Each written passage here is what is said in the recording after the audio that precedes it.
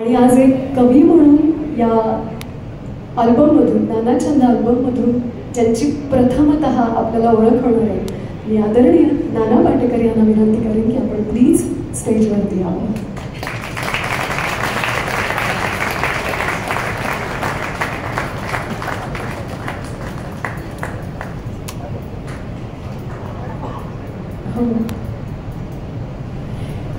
ज्यांच्या हस्ते आजचा हा प्रकाशन सोहळा होणार आहे त्या 3 दिग्गजांना सुद्धा मी इथे स्टेजवरती बोलवते.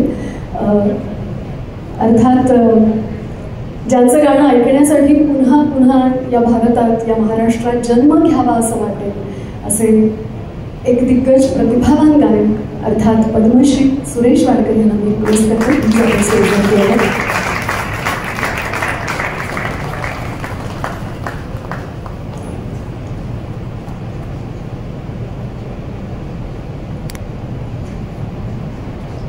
यानंतर ज्यांना इथे आमंत्रित करते त्यांच्याबद्दल सांगताना एवढंच म्हणू शकते की आपकी जिस खुद एक अंजुमन सही, जमाना आपसे है, माहौल आप बनाते हैं. कितीतरी चित्रपट क्षेत्रातल्या भूमिका ज्या एका व्यक्तित्वात सामावलेल्या आहेत, आदरणीय सचिनजी पिळगावकर यांना विनंती आहे स्टेजवरती.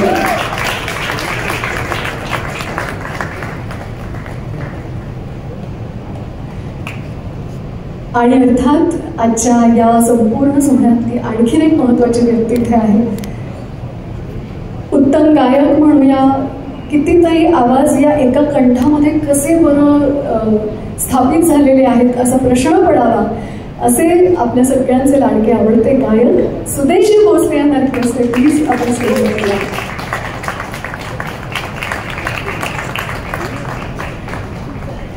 आणि यानंतर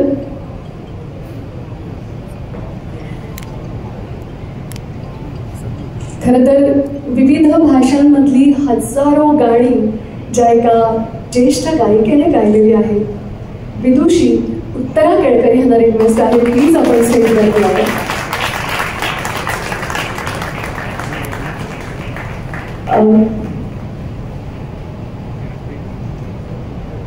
आणि या सगळ्या मान्यवरांच्या उपस्थितीत आणि दिग्गजांच्या शुभ हस्ते नाना छंद या अल्बमचं प्रकाशन आता यानंतर होणार आहे.